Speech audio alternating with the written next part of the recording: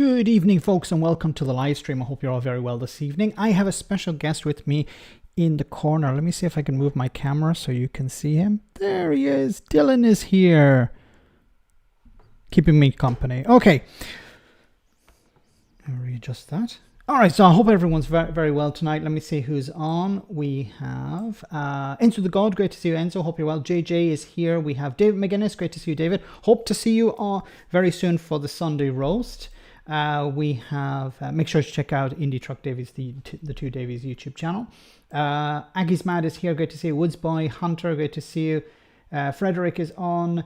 Raven 1983 Witch, great to see you once again. Hope you're fine tonight. Young Ralph is here. We have, who else have we got? Chatty Rat, great to see you, Chatty Rat. Old Dog New Tricks. We have a young dog here.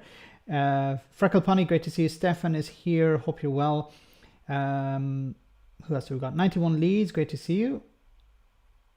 Who we have also going down the list here. Killer, thank you for moderating tonight, Killer. Great to see you. Hope you're well. Aki is here. We also have Stefan, Shirley, great to see you. Hope I'm not missing anyone. Mad Monk, great to see you tonight. Shell, great to see you. Who else have we got? Roisin, great to see you, Roisin. Hope you're fine. Stu is here. Great to see you, Stu. President Stu of Stewland. Wim is here. Rosie, great to see you. Craig, great to see you on tonight. And so many. Hope you're very well. Hope you had a nice weekend. And it was a very interesting weekend, wasn't it? With what's happening with the SNP and with Ireland, Britain and Brexit, so many things coming together. So I want to start off with this Brexit story. An expert talking about the problems that Brexit is going to result in, of course, at the border, because the checks have been postponed, was it 5 times already, and now it seems that many checks are going to be carried out on goods coming in from the European Union and from outside. And this, of course, is going to cause major disruption. Is that the extension of that principle goes to the vast amount of foodstuffs and plant products that we bring in from the European Union. So the checks have always been done really at, a border control post, infrastructure at our ports. But the issue with, as we say, Dover and Eurotunnel, the sheer quantity of food that's coming through every day to feed the nation means that special infrastructures had to be constructed near that port. Right. And that's going to be paid for. We accept it. So the issue is how government is making small business disproportionately pay the burden for these costs and infrastructure. New Brexit border checks are introduced today, nearly 8 years after the UK voted to leave the EU, and disruption is widely expected. Physical product inspections on flowers, meat and dairy products are likely to lead to increased costs for consumers, as well as those delays. We can talk more about this with the UK Business Head of Trade Policy at British Chambers of Commerce. That's William Bain. Very good afternoon, William. Before we get to William, I want to say welcome to Labour Social. Labour Social, good friend of the Sunday Roast podcast, Graham, and all at Labour Social. Hope you're all very well. Good afternoon. Can we really try and imagine all of this? So can you tell us what happens to a truck tomorrow that wouldn't have been happening, say, this time last year? So all trucks arriving from the European Union into Great Britain will have to go through something called a border control post. Now, the government is funding and running one at Ashford-Sevington, which covers Dover and Eurotunnel, which are by far the two biggest. Sorry, I just want to respond to Brad. Thanks so much, Brad. We've had enough of exports. Arteries, if you like, for foodstuffs coming into Great Britain from the EU. So most of the food will come through there. At other ports, there will be, which are privately run, there will be private charges plus port health charges that are levied for example, products coming into Immingham. So the key thing is pass through those border control posts. And the other element about today is that businesses will be charged for consignments that pass through those border control posts and Yeah, and this is also, it's not just the delays. Welcome to everyone coming in from Labour Social. Great to see you on the stream. I hope you're all very well. It's not just the paperwork, it's also the cost, and the paperwork is a cost, but the actual documentation that you have to add on is a cost that has to be passed on, of course, to the final consumer at a time when there's a cost of living crisis. Remember, Jacob Rees-Mogg, Boris Johnson and others said Brexit would actually bring down prices, not increase them. Consignment up to a capped level of £145 per consignment. And when you add that into the extra veterinary charges that came in at the end of January, you're talking about £330 in extra consignment import charges, which small and medium-sized companies have to meet, that they didn't. And they can't afford that, because we're talking about per consignment. So remember, there was a time where small cheese producers or small producers in Great Britain used to be able to sell, and vice versa in the European Union, selling to the single market because there were no restrictions. Then when Brexit happened, a lot of the small producers ended up diverting their trade somewhere else, closing down, or being forced to open operations in the European Union in order to avoid that. Because when it comes to a consignment, if you have a shipping container, an extra 300 quid probably isn't going to make that much of a difference. But if you're selling a small package, a kilo of cheese or a kilo of honey or a kilo of something that needs an animal health certificate, a veterinary certificate, that's a massive cost. £300 or between £150 and £300 per consignment. You know, there was a time where you could jump on a UK website from the European Union, order something, and it would arrive in a few days. And there was no extra cost, just the cost of shipping. And if you made a large purchase, of course, you'd have free shipping. That's all gone now for small enterprises, and the same on the European side. Alistair, thank you so much for those memberships. 1, 2, Ruth, 91 Leeds, Sean, Jim, and Billy. Thank you so much. Very kind of you. Have to meet before Christmas. So this is the common user charge. So who's getting that money? That's going to the UK border control to man all of this? It's going straight to the Treasury? Who does that cost go to? It will go to Treasury, and it is meant to... Yes, it's meant to be used to fund the facilities. But this is an extra cost for business. It didn't exist before. So it's, in a sense, it's a tax. Tim asked me a question. I've had problems importing parts from the EU. Paperwork for 5 different parts to fix one machine has made me write off lots of commercial equipment. And that's, I'm sorry to hear that. But I've heard so many stories like that where people have, used. I remember one which was a car restoration, like they restored classic cars. And of course, they had to find parts from around Europe for classic cars. And it was just a nightmare because every part needed its own piece of documentation. And the delays as well. So, if you had a business where you're restoring cars, maybe it's not immediate, it's not just in time type of work, but you have customers who say, yeah, okay, I'd like my car repaired, or I'd like my car restored, or I'd like these parts installed or whatever. But if they have to wait weeks and maybe even months for parts, they'll be turned off your business.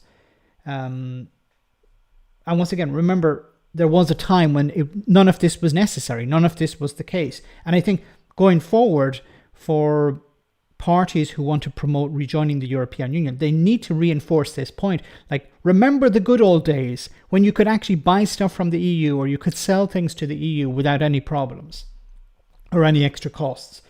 Stu, thank you so much for that comment. Hello, Max. Stuland is having to report extra issues due to people who've had enough of experts or exports.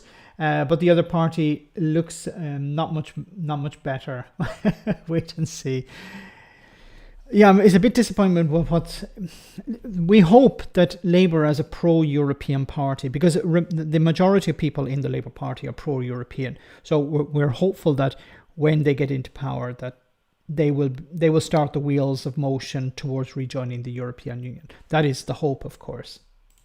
Defray the cost of introducing this physical infrastructure, so these border control posts, these units that we'll see, in terms of Sevington, it's maybe about 10 miles or so north of Dover and Eurotunnel. So it's paying for the physical infrastructure, but also for the IT infrastructure, which is backing up a lot of this. And again, why we probably won't see disruption this week is because of the scale of the workarounds on some of the IT systems that are happening in order to make sure that there's a priority of flow of goods. And this is the core issue here, is the priority of flow. And this has always been the priority. Ignore checks, just get things into the country. We can see about increasing the checks over time. But the priority will be, of course, to get vehicles moving through Dover, moving through the inland checks, inland checking centres as well. That would be the priority, because it's not just it'll be an embarrassment for the government to see trucks piling up at Dover, but it's also not good for businesses, because it's, if you're waiting for parts or you're waiting for produce and it goes off and you can't sell it, and it has to be shipped back. Think of businesses in the European Union who are selling into Britain. If they're constantly having problems, they'll decide, look, we'll just not ship to the UK after all. In a similar way to many businesses in Great Britain don't sell into Northern Ireland. Nothing to do with Brexit. Now, of course, post-Brexit it's more difficult, but pre-Brexit, many businesses decided, look, I'm not selling to Northern Ireland because it's too expensive, or there isn't enough demand there to warrant a shipment. And in many cases, businesses would say, look, we sell just to Great Britain, not to Northern Ireland. The UK excluding Northern Ireland. Anyway, guys, I want to move on to another story here. This was quite interesting. So George Galloway has decided that he's going to run against the Labour Party in a similar way to Nigel Farage's Reform UK is running against the Tories. Now, he was interviewed on Good Morning Britain this morning, and a big problem with interviewing people like George Galloway is that the journalists or reporters or whatever you want to call them ask really stupid questions, or they don't ask questions that actually challenge people like George Galloway. Anyway, let's have a listen to what I mean by that. Figure in British politics ever since he very first Parliament, and that was back in 1987. And now, I suppose you could call him party hopping, George Galloway, because he's been in 3, is an MP for the 3rd time after winning. Don't trust people who wear hats inside, okay? Rochdale last month in a landslide victory for his own Workers' Party of Britain. Mr Galloway says his party will disrupt the upcoming general election with hundreds of candidates ready to stand. And as you can see, he joins us now. Good morning to you, Morning. Mr Galloway. Shortly after your election in Rochdale, the Prime Minister felt so moved by what had happened that he stood on the steps of Downing Street and How said could this. you tell? He stood And it's beyond alarming that last night the Rochdale by-election returned a candidate who dismisses the horror of what happened on October the 7th, who glorifies Hezbollah and is endorsed by Nick Griffin, the racist former leader of the BNP. Right. What about what he says is wrong? Well, I think I dealt with that at the time, and I think he's probably a little embarrassed about the melodrama bringing out steps to stand on in Downing Street.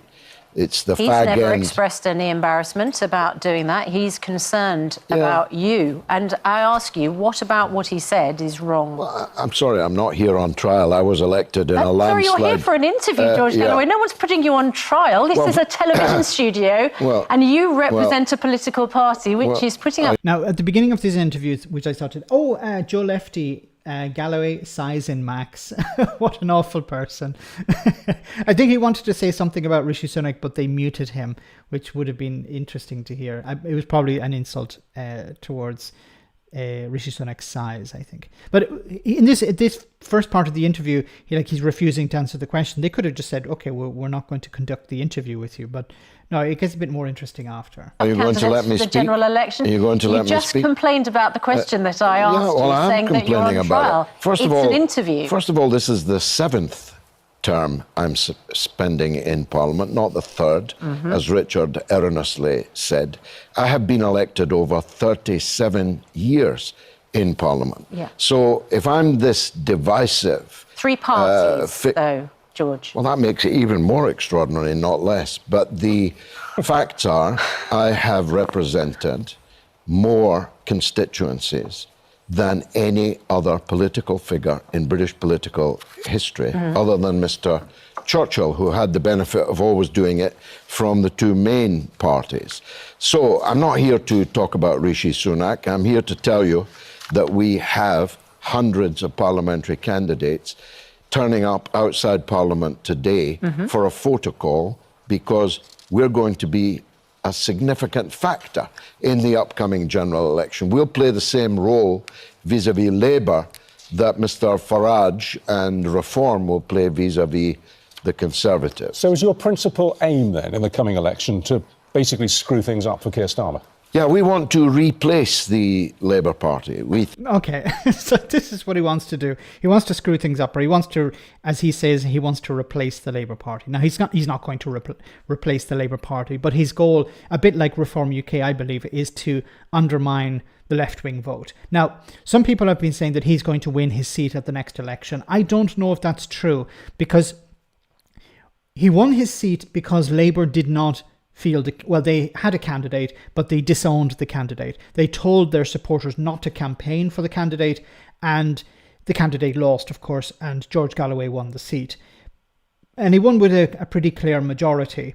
But if Labour had run their candidate, would George Galloway have won the seat? Because what happened was, of course, the Labour candidate had come out with some pretty terrible comments, I believe. And it was too late to remove him as the candidate, because on the ballot had already been put through the system, so it was too late to remove him. So it was a case of, okay, well, we just disown. I think it was Wes Streeting was telling people to spoil their ballots, or to tear up their ballots, or not to vote, or maybe he didn't say not to vote, but he said to spoil your ballot on the day, because there's no good candidate, there's no good alternative candidate. So this was a safe Labour seat, but a mess up with the candidate resulted in allowing George Galloway to jump in. Now, George Galloway is not from the area. He's a bit of a carpetbagger. He's looking around for, where can I win a seat? And that's what he does. So I don't know whether he's going to hold on to this seat. He's going to make a big profile. He's going to improve his profile by doing interviews and making a name for himself. But when the election, and remember, that was a by-election. So in a by-election, it's easier to have a protest vote candidate. Now, when it comes to the general, I don't think he's going to hold on to his seat. I don't know. I haven't seen any polling. There isn't any polling at the moment. We don't even know who the Labour candidate will be. So it's possible that he could hold on to his seat, but I think it's doubtful, because the left-wing vote will be split if Labour put up somebody, and it's more likely, I think, to flip back to Labour. But I don't know. It depends on what George Galloway does over the next few days and weeks and months. But he wants to field candidates in something like 100 seats. Will they win? Probably not. But that's not the goal. I think the goal is to undermine the Labour vote. I think that today's Labour Party is a parody of what a Labour Party should be. And we think that Labour voters deserve better. So we'll... Galloway only has a whisker of support. And as I said, don't trust people wearing hats inside. Be standing as, if you like, real Labour. I'm not a worshipper of dead Russians or Germans. I'm a follower of Mr. Tony Benn. We are the embodiment, if you like, of Mr. Benn's vision of Labour. But there's a lot of takers how much for of what you said is down to I suppose you could call the politics of the personal, because you were chucked out of Labour. You were thrown out of Labour. And I just wonder if that's instilled in you a harbouring resentment at the entire institution that Labour represents, because it dispensed with you. No, I mean, Tony Blair threw me out of the Labour Party over the Iraq War, and I've been proven absolutely right about that, and he absolutely wrong. and all the media chorus that sang his praises at the time are left with ash in their mouths. So I feel I've got nothing to prove to Labour. I've beaten them 3 times. Were you right about since I you was... talked about Iraq. Were you right about Saddam Hussein when you said to his face in a meeting with him, this monster, this tyrant, that you respected him and that he was indefatigable? Why are you bringing this up? Like, I understand he's famous for this, famous for meeting with Saddam Hussein, but that was over 30 years ago. That was in I think it was in 1991 when he met with Saddam Hussein. And remember, you know, the Americans used to describe Saddam Hussein as a bastard, but he's our bastard. Like, they backed Saddam when he was at war with Iran. Then when he invaded Kuwait, it was like, oh no, now he's a bad guy. But this is old stuff. Like, what's this got to do with the general election? What's this got to do with the current state of affairs? He's not cool enough to wear that hat. Thanks so much, Labour Social. And great to have you on the stream. Thank you so much for coming on tonight. Galloway is like Corbyn. He has a core support who will always support him no matter what, but they turn away everyone else. Look, I don't. He's a very strange candidate, George Galloway, or politician. It's hard to know what he actually represents, because he, as they said in Rochdale, he put out 2 leaflets. One which was like pro white working class, and the other which was pro Muslim working, or pro Muslim in the community. It was a master stroke. It was a wonderful it was a perfect campaign. It upset a lot of people, of course, but George Galloway is not about, taking care or being careful about what he says and when he says it. He's a bit of a bull in a china shop.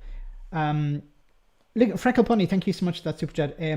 Galloway is so left wing.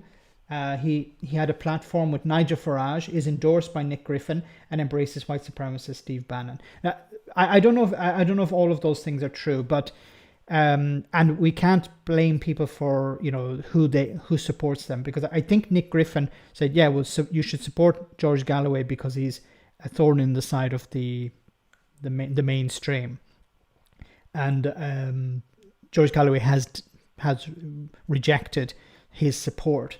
But yes, Nigel Farage in particular, he's a supporter. I think of Nigel Farage. He has said very good things about Nigel Farage in the past, and of course they're on the same page when it came to Brexit. And he engages in a very similar language to Nigel Farage, which is extremely concerning. But of course, yeah, the likes of Steve Bannon, what would a leftist? Why is a leftist, somebody who claims to be a leftist, associating themselves with the likes of Nigel Farage and Steve Bannon, or Nick Griffin for that matter? Thanks so much, Freckle Punny. Alistair, thank you so much for that super chat. A stopped clock is right twice. He has a point about Labour is not what it used to as it was. I'll give him that. The thing about Steve, I was going to say Steve Bannon. The thing about George Galloway is that he's very good at speaking. He's very good at getting his point across, as we'll see in this interview. And he says things that are generally true about many things. But the problem is that he also engages in very sinister, I think, politics. I mean, everybody makes mistakes. I'm just wondering if you look back at your political career, if that was one of them. Well, I've made lots of mistakes, but not that one. And that jibe doesn't quite have the sting it used to. It's not a jibe, it's reportage. It's what happened. You sat with him in the same room, opposite him in a chair, and you described your respect for him, and you said that you saluted his indefatigability. Yeah. Now, that's congratulations that's what you for said. Getting it right. I was speaking about the Iraqi people, and it was 25 years ago. You might have found some newer cuttings to throw at me. And but George Galloway, I did find a newer cutting, which was from Rishi Sunak, and you dismissed that as well. So can you... I think everyone's dismissing Rishi Sunak. Nothing he says is of any value. He He might not even be there. You dismiss every question that you ask. He might not even be there. Okay, he is the Prime Minister of this you on what country. you just said. You were not. I'm sorry. I've seen the tape of that meeting with Saddam Hussein. You were not talking about the Iraqi people. That may have been something you referred to later. Do you mean the tape from 1993? It doesn't matter when it was. It's on tape. Well, you've already asked me in this studio about that many times. About the Iraqi people. You weren't. You were talking about Saddam Hussein, who's a monster. Was a monster. Do you want to speak about 2024 and the upcoming general election? Mr. Galloway, background's important. 30 years ago, when it's important. In this studio. See, this is the problem. The public don't care about George Galloway's past, whether they agree with what he did or not. They're concerned about what's happening today. They voted for him because of what he's saying today. He's running on the Gaza ticket. He's saying that I'm demanding a ceasefire. I'm demanding a state of Palestine for the Palestinian people. I'm beyond the pale of political discourse, in the sense that I'm saying things that people are not going to say, and this is what's winning him votes. It's nothing to do with Iraq, nothing to do with what happened 30 years ago, and this is where the media fall down. They should be asking him questions about today. Okay, what would your party do when it comes to the cost of living crisis? What would your party do about immigration? What would your party do about housing? These are the issues that you should be asking him about, not about Saddam Hussein and Iraq. Once again, what he did in the past is important, but that's not relevant to what he's doing today. And I'm not defending George Galloway. I think he's as bad as Farage. He's a narcissist who only cares about himself. He's a carpetbagger. He's in Rochdale not because he cares about the people of Rochdale. It was about winning a seat. He saw an opportunity and he jumped at it. Labour messed up and he took advantage of that, and he'll try and do it again. And again and again. That's what he's about. Like when he's in, what does he hope to achieve in Westminster? He said, well, I'm going to go there and I'm going to hold Rishi Sunak to account. He didn't hold Rishi Sunak to account. He knew he wouldn't be able to do that. Is that Fraggle Iraq? What? Anyway, let's move on. Oh, we're almost at the halfway point, but I want to cover a few stories before we get there. Once again, thanks to everyone who sent a super chat so far, and thanks for your support. Saddam is a corpse. Who cares about a corpse? What's a corpse? He is. I don't even know if he's a corpse at this stage. But it's not relevant to a local election, a by-election. It's not relevant to the UK general election. No, there was a story here I wanted to cover. Yes, it says here, local elections are in 2 days' time, but some key councils are too close to call. Our deputy political editor, Sam Coates from Sky News, is now joining Sophie. So YouGov have tonight made some final calls for some of the key contests after interviewing almost 9,000 people over a 2-week period. As Sam explains, let me start with the two battlegrounds. These are Milton Keynes and Hyndburn. Now we're seeing. What we're about to see is Labour HQ will be very pleased with Sky News and YouGov saying that they're both going red. Hyndburn is a red wall council that has been proved sticky recently. That's why they'll be pleased. However, Sam also points out a few councils which YouGov say are too close to call, including Norwich and Tamworth. Labour could be building momentum here, but the pollster was unwilling to make a call. So I think a lot of the polls are pointing to significant wins for Labour in the local elections, in the council elections. And I think a lot of people are going to treat this a bit like a general election, which Rishi Sunak will not be happy to hear. The public are going to give the Tories a bloody nose. They're not so much voting on local issues, but on national issues. And that's not what the Tories want. And they keep doubling down on immigration. I really don't understand this. I've said before, and you get your big red button ready. If Rishi Sunak introduced a UBI, a universal basic income, as I can see some people exploding in chat right at this moment. If he introduced a UBI, a universal basic income, he could actually win back some support. He'd piss off a lot of his donors. He'd piss off a lot of senior Tories. Many Conservatives, I think, would be against the idea. But it would actually be something that would win back some support. But I said before, Rishi Sunak doesn't care about winning. He's just about filling his pockets before he leaves office. That's what it's about. Who said UBI? Larry the cat. So guys, we're about halfway through the stream, so I just want to say take a short comedy break, and we'll be back in just a jiffy with more serious stuff. Hope you enjoyed this.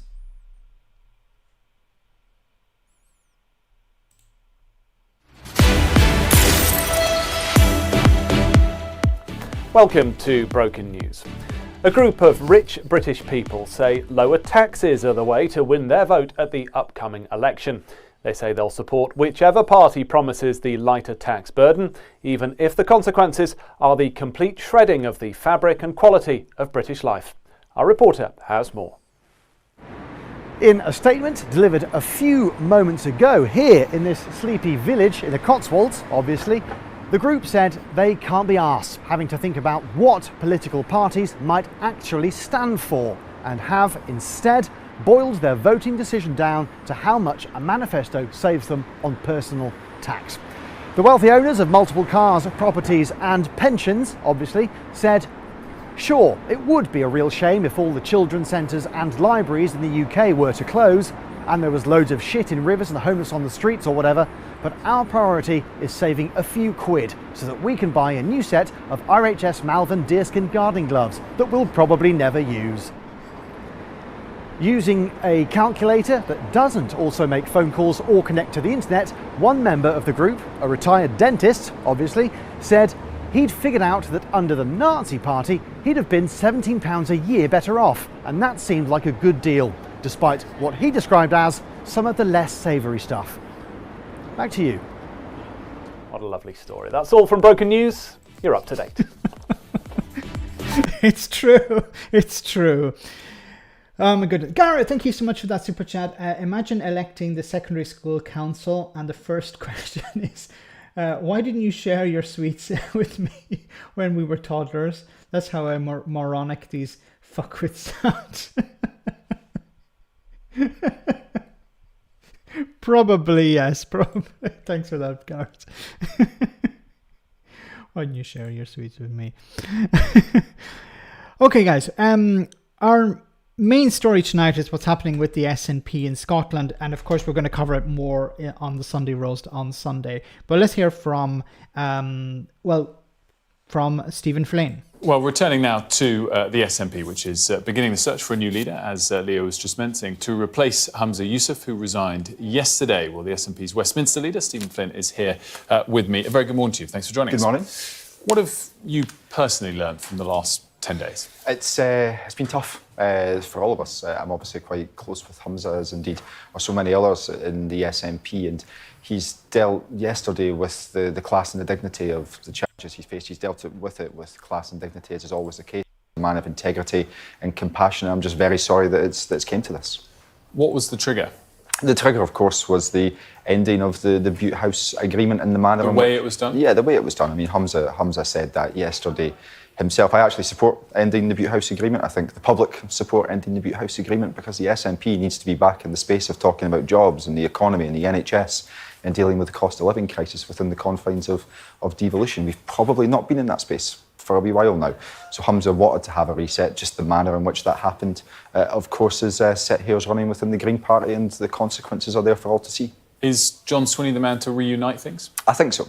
These are serious times. Serious times deserve serious politicians, and they don't get much more serious than John Swinney. He's not just serious, but he's the best person that we have. He's vastly experienced. He's incredibly in touch with the public and their values. And I've got no doubt that if he does put himself forward, because I'm, like many others, trying to encourage him to do so, he'll be able to take Scotland on to a much better future. If any... So I think what's going to happen is John Swinney is going to become the next First Minister of Scotland. So the SNP will appoint him. And he seems to be a candidate that garners significant, support from the Green Party. So it seems, the rift between the SNP and the Greens could be healed with John Swinney as First Minister. But of course, remember, when it comes to First Minister, they have to have the backing of the Scottish Parliament, unlike in Westminster. So it's not guaranteed, but it's looking more and more likely that John Sweeney will be. And it makes sense from a point of view of somebody who was a significant figure in the SNP when, for example, Nicola Sturgeon was in charge, and I think Alex Salmond was in charge as well. So he has experience, and he's somebody who is well liked, I believe, in the SNP, but also outside the SNP. So if the Green Party, there was this rift between the Green Party and Humza Yousaf, but if with Humza out and John Sweeney in, it's possible that Sweeney could heal this rift. And if he can, and rely on the SNP's partners, the Green Party, to support him becoming the First Minister. Now, I don't know if there's going to be another coalition or if it's just going to be them supplying support to the SNP minority government. But in this way, they avoid a general election, because if there isn't a First Minister found within 28 days, they'll have to have a general election. But not everyone is on board with this. Anybody else considers themselves as a potential candidate, you should have a proper race, or should they pipe down, as it were, at the moment? No, it's up to party members to decide whether they want to put themselves forward or whether they'd be able to go. Killer says, Nomax SNP voters give the Greens our second vote in elections. That won't happen now. Okay, so the rift has not been healed. To get a deal with the Greens, the new leader will have to get the backing of the membership. That isn't going to happen now. So it's no more coalition with the Greens.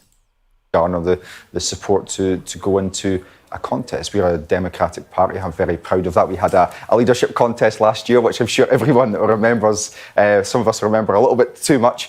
But look, it'll be for members to decide what happens. But I'm very keen to see John put himself forward, because I believe he's the best person to take us forward. I'm interested in terms of how you define the party outside of its central aim.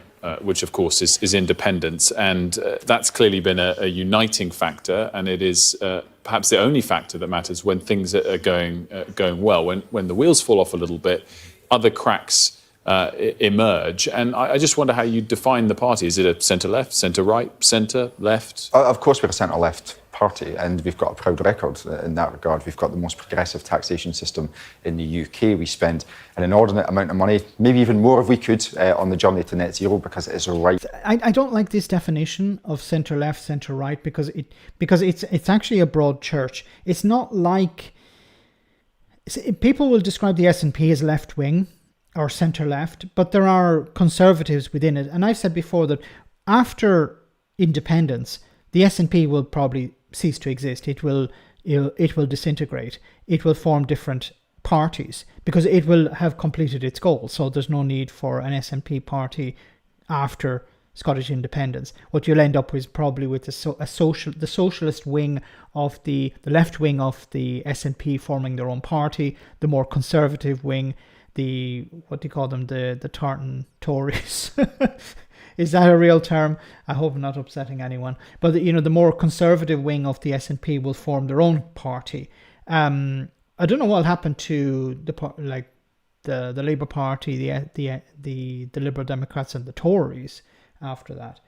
Duncan, thank you so much for that super chat. The SNP support is 30%, but if they can unite the Yes movement behind it, then them in a push for independence, their support will rocket. Yes, I think what Stephen Flynn is saying here is that the eye has been off the ball when Humza Yousaf was in charge, and now the eye will be back on independence. And what he's saying is the core issues that are facing the Scottish people. I think there's an issue in the media, and I've been seeing a few media reports in Scotland where the media are trying to sell the idea that the Scottish government are distracted by side issues. I don't know if that's true or not, but that's the narrative. And if John Sweeney is able to unite the two parts, the left and the right of the SNP, then he'll be okay. He'll be able to move forward. And if he says we're going to focus on independence, because that's what the SNP is all about. But of course, if you're in government, you need to make sure that the bins are collected and that the NHS is functioning, stuff like that as well. Thanks so much, Duncan. Right thing to do in order to combat climate change and create jobs for the future. And of course, we're very focused on making sure that we lift children out of poverty, which is why we have the likes of the Scottish Child Payment, which has lifted 100,000 children out of poverty in Scotland, a benefit that doesn't exist anywhere else on these isles. So those are the core values of the SNP. What we now need to do is that we meet the challenge that's in front of us, the biggest issues facing the public, because this is all about the public. The decision Humza took was in the public interest and the national interest, and a new leader can take us forward on that platform. And then to the central point, independence, do you think your party does better when independence feels close or when it feels further away again, which I think it's fair to say is the case today compared to 3 or 4 years ago? And this is one of the interesting things, is it not? Because if we look at opinion polls, indeed there was an opinion poll out just yesterday, which, by the way, shows us having a healthy lead in Scottish voting intentions for Holyrood over the Labour Party, despite all the challenges we faced. But on the independence number, we're still roughly 50-50. So we know the Scottish people have a mindset where they want to become independent, but what they want to see their government do is to deal with the immediate challenges of today, which, as I say, is the economy, the NHS and the cost of living crisis. And then you'll have that natural progression to becoming an independent nation. It's interesting you mentioned the poll that gives you a lead. You know what my next question is going to be, that whoever takes over, and whenever that is, in weeks or months, should there be an immediate election? I don't think so. I think the public are crying out for stability, and of course they don't see that at the moment. And the difference between Westminster and Holyrood and Westminster and the Welsh Senedd is that in Westminster we don't elect, MPs don't elect who the Prime Minister is. In Holyrood they do. There will be a vote within Holyrood, depending on who the SNP put in place as First Minister. Yeah, and that's the big difference. Ipsos Mori Scotland has SNP on 40 with 48 seats, Labour on 30% with 7, Tories 15 on 0 seats, Lib Dem 6 with 2 seats, and Reform 0. Reform UK are running in Scotland. So Labour will gain a few, it seems, in the general election, of course. Now it'd be interesting because Labour used to be the biggest party in Scotland. They dropped down to 1 seat recently. Now it'll be interesting to see whether some of those, and I said before, some of the Scottish MPs may, through tactical voting, if the Tories and the Labour Party in Scotland engage in tactical voting, they could win Labour a few seats. And of course, there will be some who will win, on the coattails of Keir Starmer. Ange, thank you so much for that comment. Scotland only has Westminster Daily News, pure and total on union propaganda. My go-to are Indie Truck Davy. Yay, Indie Truck Davy, who we will have on the Sunday roast this week. So do check that out. Thanks for that comment, Ange. Labour gain 5, Tory lose all 6 to the SNP. It will be a shocker, not a big surprise for people in Scotland, but I think it'll be a shocker for people in the rest of the UK to see the Tories lose all of their seats in the general election in Scotland. Now, of course, the main discussion will be, of course, what's happening in England, but I think that's some news that shouldn't go unreported. Anyway, guys, let's move on to our next story. Well, related to this, so one of the candidates, John Sweeney is running. Well, wait a minute. Just as it was a vote, just yell. Just bear with me for a second. I have a sort of technical problem.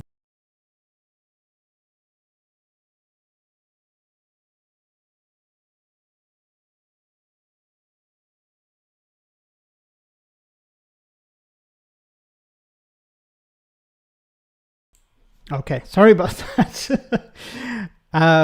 Let's move on to our next story here. Sorry, related story. So one of the candidates who is not very happy with John Sweeney being leader, but perhaps she would like to be leader, is Kate Forbes. Kate, are you going to stand? Well, it's very early days. I know that there's a groundswell of support for me, certainly from the last contest, but clearly we need right now a leader that can unite the party, that can take the party forward into an election. So whilst I'm weighing up all options and haven't discounted any, I also need to know that this is the right decision for the party, for the country, apart from for myself. I'm not ruling myself out. I'm still considering all the options, but I also know that there is a lot of support for me across the country and across the party. And last year proved that. What's key now is to think about what the next few months hold and to ensure that the party is able to move forward to fight that election. My party finds it... No, look, she lost last time. She came very close. She came a very close second. But, of course, Kate Forbes is leaving her options open. She would like to be the next leader. But I don't think she can unite the party in the same way as John Sweeney can.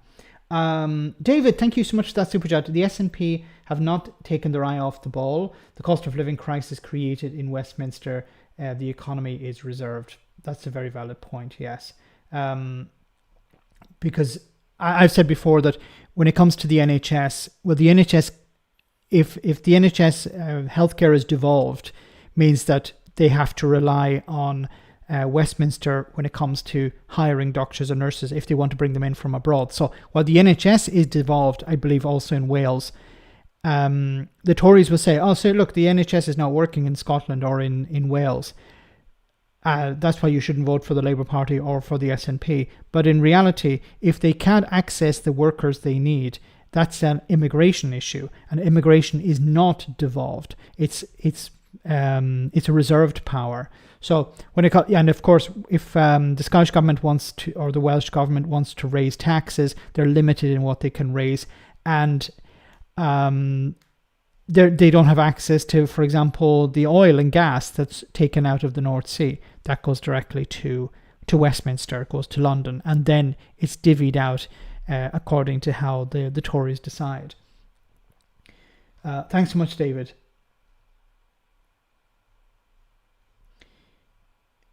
No, he needs the hamsters for the... Max, class action comment. What was that?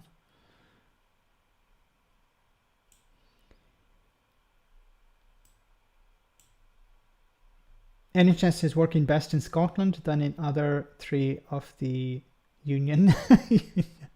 But I imagine, you know, the NHS's hands are tied in England, in Scotland and Wales anyway, because they're not able to, you know, when it comes to the care sector, there are massive vacancies, and it's difficult to fill those vacancies if you don't control, you know, how many visas are given out. If you're looking for a leader, Liz Truss is twiddling herself right now. Brexit was sort of independence, so Snexit is her next career move. Anyway, guys, let's move on to another story here. Now, of course, oh my goodness. Well, no, let's go to this one first. So there's been a bit of a how can we say, a disagreement between Ireland and the United Kingdom when it came to Rwanda and to asylum seekers. That this new law would indeed enable Ireland to return refugees to Britain once it is enacted. This is what he had to say on his way into that cabinet meeting. Taoiseach, can you explain how this new legislation will make any practical difference if the British Prime Minister says we're not taking them back? But just to be very clear, Stephen, there's already an agreement in place since 2020, underpinned in law. I understand that, but just yesterday, it's very important everybody understands that, because there's already an agreement in place between Ireland and Britain. What we're doing is giving legal clarity in relation to that agreement, which will allow us to designate the UK as a safe country again. It's also very important for people in Britain to understand that this is a two-way agreement. This is to ensure that refugees can be sent in both directions if their application is inadmissible. But it's also important for people to know this. If I take a country as an example, at the moment, the largest percentage of people... Okay, so there's a bit of confusion here, and I'm a bit confused as well, because as the Taoiseach here said, Simon Harris, there was an agreement in 2020. So there has been an agreement in place since 2020 that allows Ireland to return asylum seekers to the United Kingdom and vice versa. Now, Has something changed since then? Because if nothing has changed, if this agreement has not fallen apart, it means that the UK government is not honouring the agreement. That's a problem.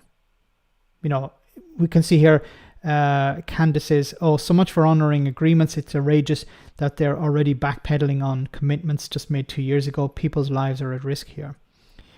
You know, who is at fault here? Well, I think part of the blame has to go to Rishi Sunak's government, because you're supposed to be, you know, monitoring these people. These people are not supposed to be allowed to travel around and leave the country, in a sense.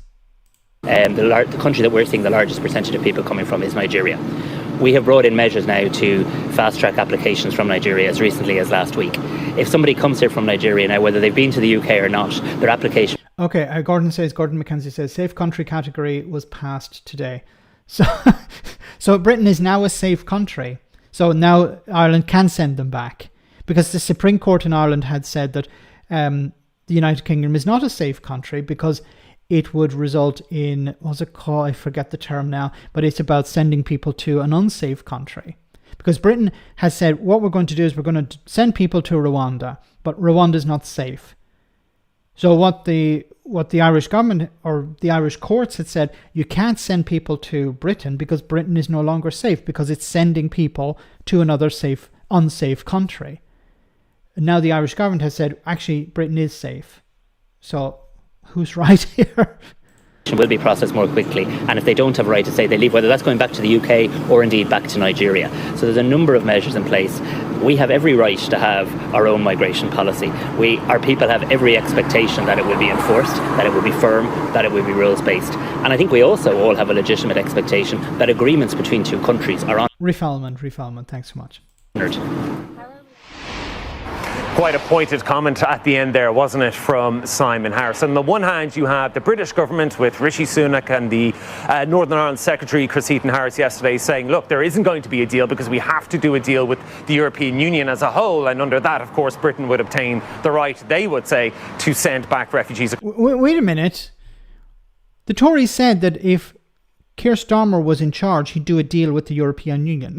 And now they're saying, well, you know, if we do a deal with the European Union, then it would be that would be a good thing or a bad thing? Across the Channel to, for example, France or Belgium. And then on the other hand, you have the Irish government today repeatedly saying, because we also spoke to the Justice Minister, Helen McEntee, who backed up Simon Harris's comments there, that there is actually already a pre-existing arrangement that dated back to 2020. It just hasn't really been operational because of the COVID pandemic. But they're saying that there is actually already an agreement in place. We just need to put a new law to give it effect, and we would expect that Britain would honour that. So they seem to be... Good luck in getting Brexiteers to honour an agreement. We saw what happened with the Good Friday, with the Windsor Framework, not the Windsor, the Northern Ireland Protocol. We saw how, was it the Northern Ireland Secretary of State at the time saying we're willing to break international law in a limited and specific way. Look, I think a lot of this is going to die down pretty soon because we're in election mode. It will either die down after the local elections when it's no longer a front and centre issue, or it will die down after the general election. So this may go on for at best a few weeks and at worst a few months, because the Tories don't want to be seen as giving in on immigration. They'll say no, we're the party of being tough on immigration. So I think this saga is going to continue for some time. It's going to continue for some time. Sorry.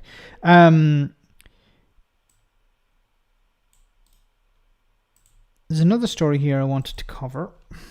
Yes. So this was very interesting. I think it's from yesterday. Yeah, from yesterday. So the Conservative Party members could be stripped of the ability to pick their leader when the Tories are in government, so Graham Brady, chairman of the 1922 committee, has said. So let's have a listen to this. Essentially what he'd done was allow the party members in the country to have the final choice between two. And the 1982 committee was given the task of electing the two. And that's the system we've had ever since 1998, but I'm the first chairman of 22 who has had to operated while we've been in government. Sad for the Brexit in the future. So I mean, my view is that was a mistake to introduce that rule. I think it's fine to have the party members voting on the leader when you're in opposition. But in a parliamentary system where essentially you can only remain Prime Minister if you enjoy the confidence of your party in Parliament, it seems to me crazy that we now have different mechanisms in that the parliamentary party, the Conservative members of Parliament, can get rid of the leader by voting more confidence, but then the leader is supplied by the party members. So I would, from choice, I would remove that final vote for the members when the party is in government. The problem is it'll never happen. And instead it will also get to the conclusion that the system that was introduced was a mistake. But it'll never happen because you would need the party members to vote by a supermajority in a constitutional change in order to make that different. And they won't.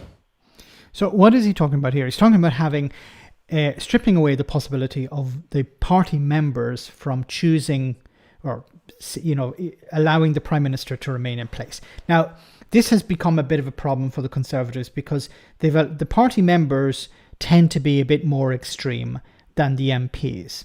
And the MPs are the ones who actually have to go out on the doorstep and meet with the public and sell policies and be interviewed on TV and vote in Parliament. So it's very easy for the party members to say, well, we should have somebody like Liz Truss in charge.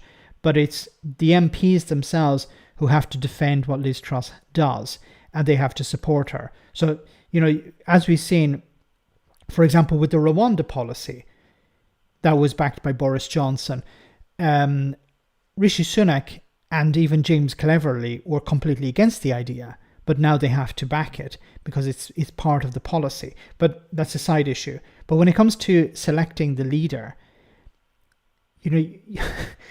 if you allow the members to decide, you're going to end up with, Suella Braverman, Kemi Badenoch, these people who are toxic and will not help the party win elections. The MPs prefer somebody more centrist, like Rishi Sunak, and even maybe to a lesser extent Boris Johnson. But they want somebody who they feel that they feel is somebody who can sell the party to the centre ground. But the members don't want somebody from the centre ground. They want somebody who's on the far right. So, of course, this is about stripping away the possibility of the members deciding. But he said, as you saw here, he said, yeah, it's okay if it's in opposition, because when you're in opposition, well, it doesn't really make any difference because you have no real power. But when you have the Prime Minister, well, that should be the MPs deciding, not the members. And by alienating members, it makes sense if you want to rule, but it doesn't make sense if you want to increase your membership. And I don't think the Tories care that much about the members. They use the members, of course, but they're more a centrist part. Generally, the Conservatives are more centrist economically anyway. But it's a case of you need to have somebody somewhat centrist if you want to win the centre ground. And that's why Keir Starmer is so successful, I think. In a sense, Starmer is succeeding, of course, mainly because the Tories are crashing and burning. But he's able to come across to ordinary people as someone centrist. And unfortunately, the case is that the vast majority of voters don't vote left-wing or right-wing. They vote down the centre, and they want somebody who's sort of boring. That's what they're going to vote for. But for the Conservatives going forward, if they rely on the members deciding who the leader is, they're going to remain in opposition. And that's probably what's going to happen after the election. On Labour, let's just one story before we finish.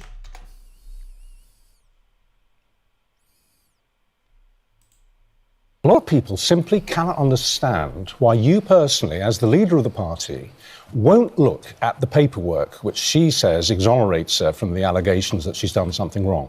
Now, other members of your party have looked at it and they've told you that it's all fine and it's cool and she'll be in the clear. I don't understand why you persistently refuse to look at it, because, to be honest with you, if I was in your position, I'd want to see it. I'd want to make my own mind up. In the end, the question we're addressing here is where Angela Rayner was living 10 or 15 years ago. And Angela's answered that question. I don't. Look, this whole thing about Angela Rayner's living arrangements, it's all a smear campaign. Now, the question on whether Keir Starmer should be investigating this or not is playing into the Tory narrative that there's something hidden, something, to be something sinister going on, something suspect. The champagne shoplifter, Sin Madeley. Yeah, I really hate that guy. He's pathetic. I don't know why he's still on Good Morning Britain. What does he bring to the table? Unless it's like something nicked. But it's this whole thing. So if Keir Starmer entertains this, then he opens this sort of Pandora's box. Because say, okay, what did you look into it? Yes, I looked into it and there's nothing to see here. He could say that, but then what would happen is, okay, let's find something else. Did Keir Starmer look into this?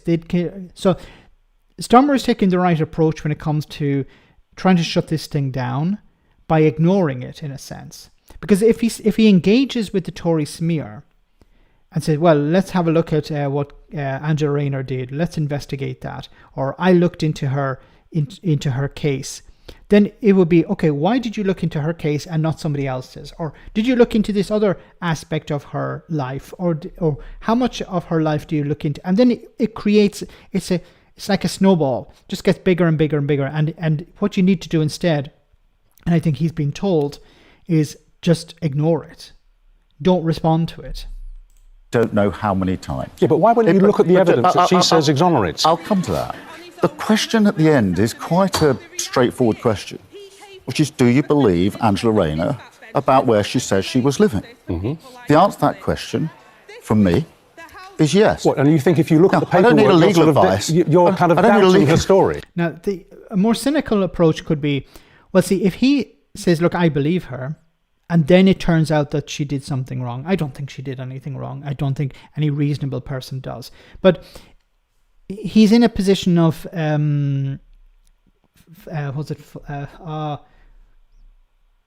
deniability. I'm having a lot of confusion tonight. I forgot the full term. Deniability. So he can deny and says, look, I trusted her and then I turned out to be wrong. That's the worst he could do. That's if there was something wrong here, but there's nothing wrong. It's just a smear. I don't need a legal advice to tell me whether I believe Angela Rayner when she tells me where she was living. Aren't you curious to look at it? Well, I've given many legal advices over the years. Yeah. See, he can't say, no, I'm not curious, because then the question would be, then why aren't you curious? You notice plausible deniability. Thank you so much, Kev. They're all confidential, and they're confidential for a reason.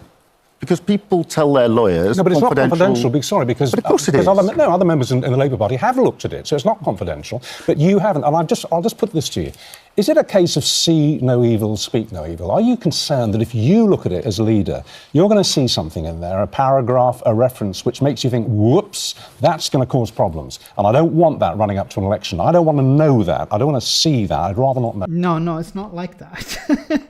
It's like there's a smear. Because you that would be okay if there was an actual real problem, but there isn't a real problem. This is a smear because the Tories have sort of dropped this. I don't know why Richard Medley is continuing with this story. This is an old story. The Tories, you notice how what's his name, James Daly, refused to explain what crime he believed that Angela Rayner had committed. He refused to answer that question, and there's a reason why, and I mentioned it in the videos. The reason he wouldn't answer the question is because when it turns out that she's done nothing wrong, then the focus will be back on James Daly. So if there's an actual problem here, then it makes sense to have an investigation. It'd be important for Keir Starmer to do something about it. But there is no investigation because nothing has happened. Because once again, it's a smear. They know it's a smear. Everyone knows it's a smear, apart from Richard Medley. No, not at all. No. But if a member of my shadow cabinet tells me that they're off to have an operation, I don't ask to see the medical advice. I don't ask for their medical notes. No, but she's under a police investigation. It's a totally different... That analogy doesn't hold, I'm afraid. The question is very, very simple, which is, where was Angela Rayner living 10 to 15 years ago? There's a police investigation because a Tory MP called for a police investigation. Like, once again, Richard Medley wants to feed this story, but there is no story. £250,000 is a new Welsh minister, an investigating coming, I heard, Max. Oh, that's interesting. Starmer, no reversal of the two-child benefit cap or rape clause, no abolishing the £9,000 tuition fee in England, no re-entry to the EU. Not very left to me. James Daly should be sued. See, he can't be sued because he didn't say what he claimed she had done wrong. So he covered his arse pretty well there. He refused to. His lawyers say, "Don't say what you claimed she did, because then it could be used against you."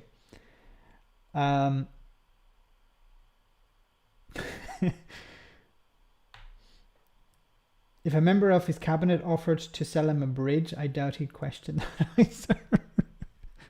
Possibly. So guys, we're almost at the end of the stream. I want to say thank you so much to everyone who came on. Thank you to Labour Social for coming on the live stream too. I'll have to return the favour, of course. Not sure how that works, but I'll have to figure it out. Do check out the channel on Sunday, on Friday, same bad time, same bad channel. But before we go, we have our one for the road. So I want to say once again, thanks to everyone who came on. Thanks for the super chats, greatly appreciated. Thanks to the moderators for doing a wonderful job as always, and apologies for Dylan for making a bit of a racket before. Gareth, thank you so much for that super chat at the end. Medley versus Starmer, aka Timo P. Morgan versus Timu Blair. Versus Timu Blair. Thanks so much, Gareth. Colin from Portsmouth is on the line. Hello, Colin. I'm disgusted, Anthony. Absolutely disgusted. Right. That charlatan draping the St George's flag around his shoulders in a hollow attempt to prove his plastic patriotism, using nationalistic symbolism in a cynical bid to win votes. What, Lee Anderson, Rishi Sunak, Colin? No, Keir Starmer. It makes you sick to look at it.